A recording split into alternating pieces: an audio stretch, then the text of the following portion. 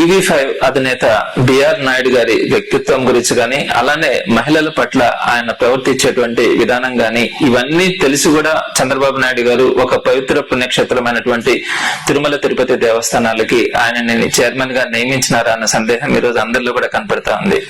ప్రధానంగా ఆయన TTD chairman అయిన మొదటి రోజు నుంచి కూడా అనేకమైనటువంటి అపచారాలు తిరుమలలో జరుగుతా ఉండడాన్ని కూడా మనం ఈ రోజు గమనిస్తూ వస్తున్నాం.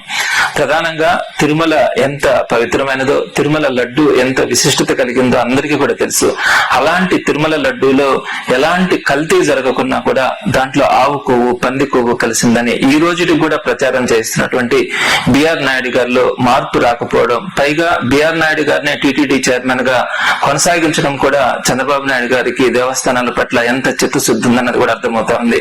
అలానే వైకుంఠ ద్వార దర్శనం ఎంతో పవిత్రమైనది.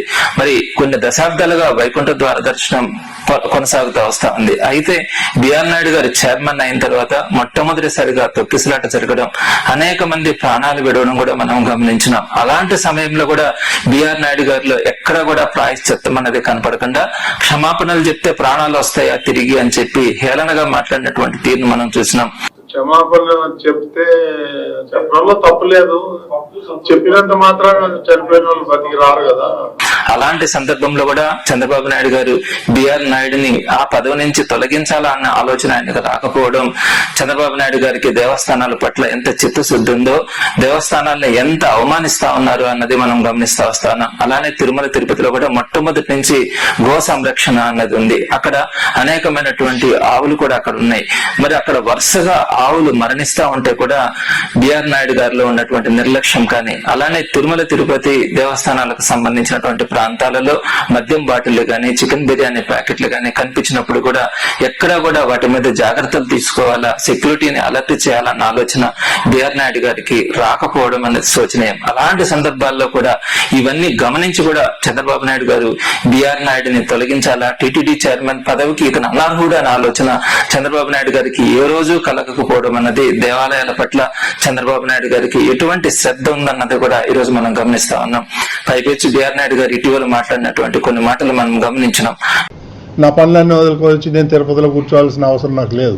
ఆయనకి దేవస్థానాల పట్ల ఎంత చిత్తశుద్ధి ఉంది, దేవుడి మీద ఆయనకి ఎంత భక్తి ఉన్నదని కూడా మనకి అర్థమవుతా ఉంది. అలాంటి వ్యక్తిని కూడా ఈ రోజుకి కూడా టీటీడీ చైర్మన్ గా కొనసాగించడం అంటే చంద్రబాబు నాయుడు గారి మనస్తత్వాన్ని ఒక్కసారి ఆయన అర్థం చేసుకోవాల్సిన పరిస్థితి కూడా ఉంది. అదేవిధంగా భగవద్గీత, ఒక కోటి పుస్తకాలు ప్రింట్ చేశారు 5 లాంగ్వేజ్ల్లో భగవద్గీత అని. 50 కోట్లు ఖర్చు పెట్టారు దానికి. 50 లక్షల్లో 32 లక్షల పుస్తకాలు ఇంకా గోడౌన్లో పడి ఉన్నాయి. అదొక అడ్డం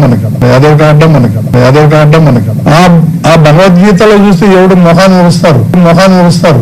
అందులో ఏమీ లేదు. భగవద్గీత ఎంతో పవిత్రమైంది. భగవద్గీత చదవాల్సిన అవసరం కూడా లేదు.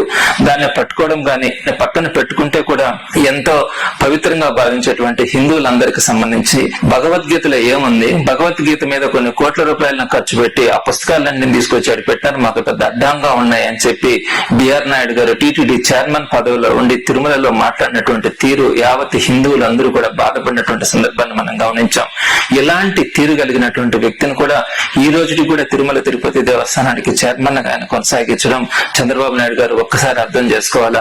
మీరు చెప్తానే ఉంటారు హిందువుల గురించి మేము ఆలోచిస్తామని, సనాతన ధర్మాన్ని పరిరక్షిస్తామని. మరి ఇలాంటి వ్యక్తిని, ఇన్ని అరాచకాలు, ఇన్ని అపచారాలు జరుగుతున్నటువంటి బిఆర్ నాయుడు గారు లాంటి వ్యక్తిని మీరు తిరుమల తిరుపతి దేవస్థానానికి చైర్మన్ గా కొనసాగించడం మీద మీరు గాని, అంటే చంద్రబాబు నాయుడు గారు గాని, అలానే పవన్ కళ్యాణ్ గారు గాని, లోకేష్ గారు గాని, వీరందరూ కూడా ఈ రోజు హిందూ సమాజానికి క్షమాపణ చెప్పాల్సినటువంటి అవసరం ఉందని ఈ రోజు ప్రతి ఒక్క భారతీయుడు కూడా కోరుకుంటా ఉన్నారని తెలియజేస్తా ఉన్నాను.